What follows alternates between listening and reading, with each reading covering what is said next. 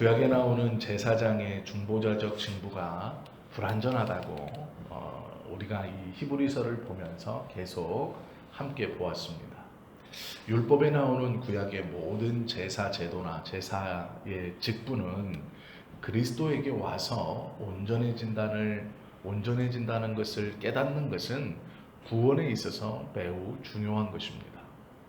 우리가 구약의 제사장과 구약의 제사와 율법이 무엇인가를 알지 못하고 그 정신을 깨닫지 못하면 신약에 와서 예수님이 어떻게 온전하신 제사를 이루어 드렸는가, 또 단번에 제물로 제사를 드렸다는 것이 무엇인가, 하나님의 공의를 만족시키셨다는 것이 무엇인가를 깨닫지 못합니다. 그냥 예수님이 구세주이시구나 라고만 믿고 있는 것은 귀한 것이지만, 우리에게 시험이 왔을 때, 또 유혹이 왔을 때, 이단들의 잘못된 가르침이 우리에게 왔을 때 그것들 때문에 유혹을 받고 미혹을 받고 어쩌면 그 귀한 구원과 진리에서 떨어질 수 있습니다. 우리가 구약에서 말씀하시는 제사장의 직무와 그들의 한계, 또한 제사의 한계와 약점, 그리고 율법이 무엇인가를 제대로 아는 것은 매우 중요합니다. 지금 많은 기독교인이었다고 말하는 사람들이 수많은 이단들에게 빠져 있습니다. 왜 그러냐면 그들이 가르치는 그 이단 사설이 구약에서 말씀하시는 제사와 제사장, 또한 율법이 무엇인지를 온전히 알지 못하기에 예수가 그리스도이시구나, 구세주이시구나 라는 것을 뿌리부터 흔들어 그 예수님의 자리에 전혀 다른 사람을 앉혀놓을 수 있는 것이죠. 우리가 단순히 알고 있는, 계속해서 히브리서를 통해서 배운 육신의 생명이 끝나 제사장직이 되물림되는 것은 온전한 제사장이 될 수 없습니다.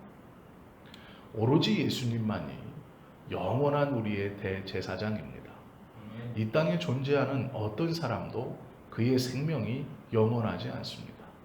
그렇다면 그는 구약에 빗대어서도 구세주가 될 수 없고, 예수님과 비교하면 비교할 수 없는 하찮은 죄인에 불과한 것이죠.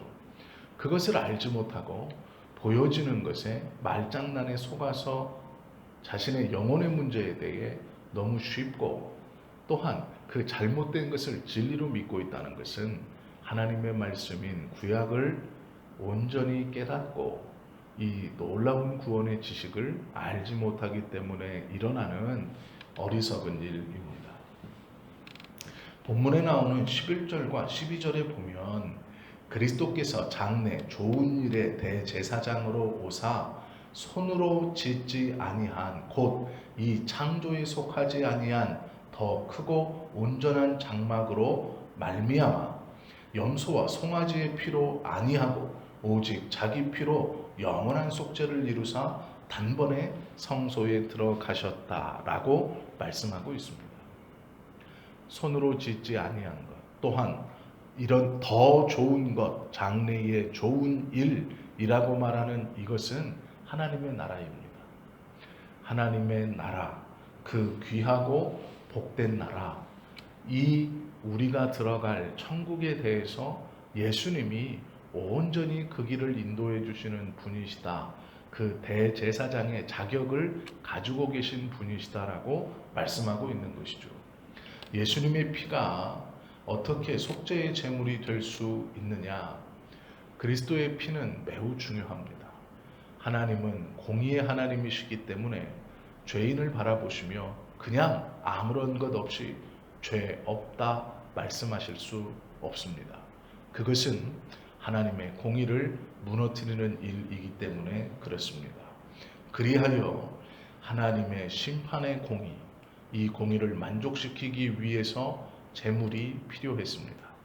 구약은 이것을 제사장들이 1년에 한 번 7월 10일에 자신을 위하여 낮에 염소를 잡아 자신의 죄를 용서함을 받기 위해 제물을 드리고, 점심때쯤부터는 이스라엘 백성의 온 죄를 위하여 송아지를 잡아 제사를 진행시켰습니다. 그리고 그것을 보고 하나님께서는 이스라엘의 죄를 사하시겠다 약속하셨습니다. 그러나 그것은 1년에 한 번씩 반복되어지는 행위였을 뿐 아니라 그것을 집례한 대제사장이 죽음에 이르게 되면 그 대제사장의 직분이 그의 장자인 아들로 대물림되어 갈리는 것입니다. 이것은 한계를 드러낸 것이죠. 반복되어지는 제사, 또한 온전한 대제사장 없이 기간이 어느 정도 흐르면 바뀌고 바뀌는 대제사장.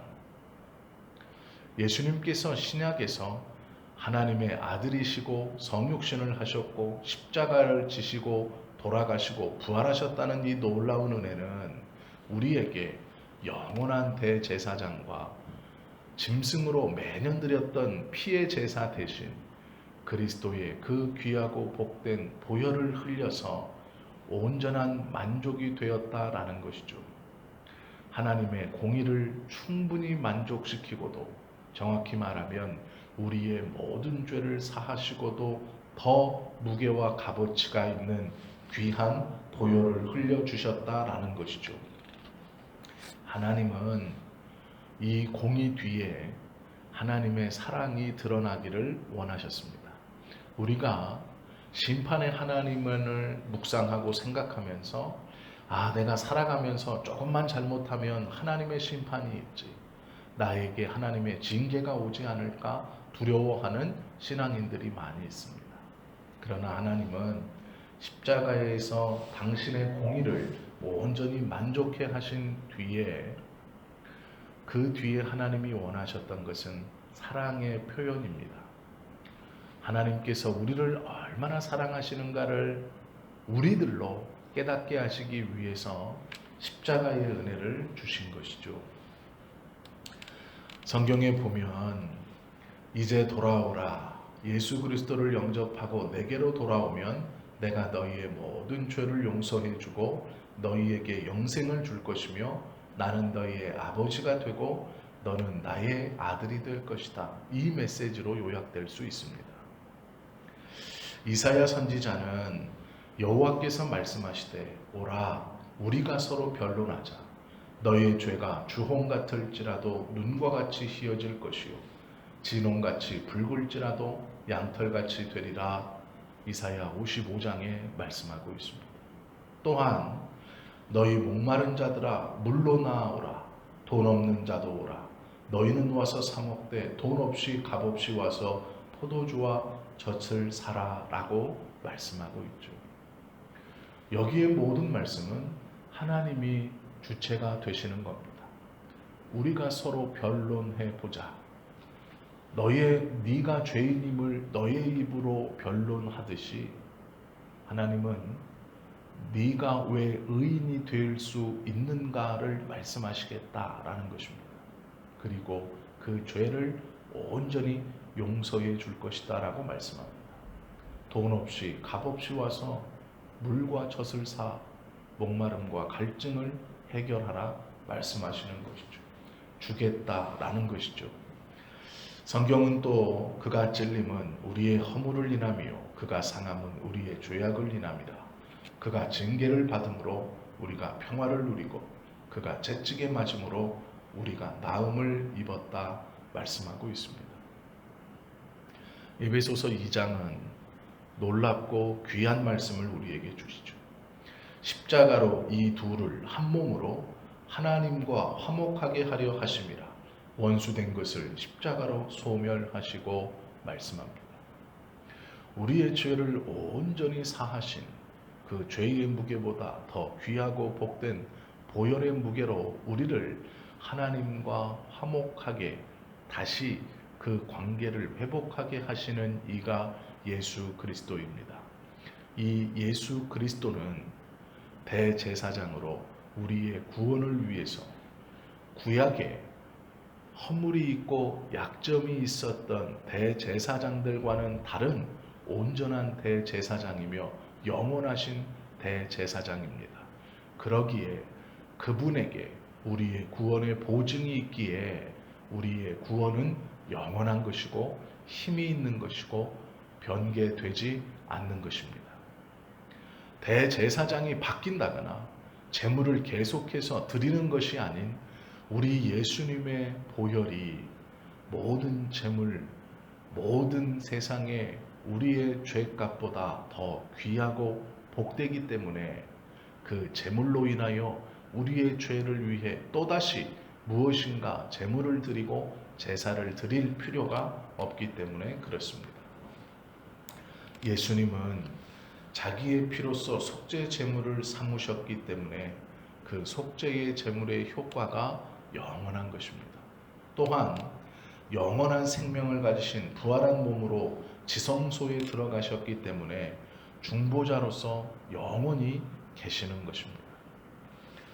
예수님께서 그의 피로 제물이 되어주시고 영원한 생명으로 지성소 안에 들어가시며 그 사건으로 하나님과 우리가 원수되었던 담을 허물고 화목케 해 주셨기에 그 예수님이 영원히 계시기에 우리의 구원은 우리가 하나님과의 화목됨은 영원한 것입니다.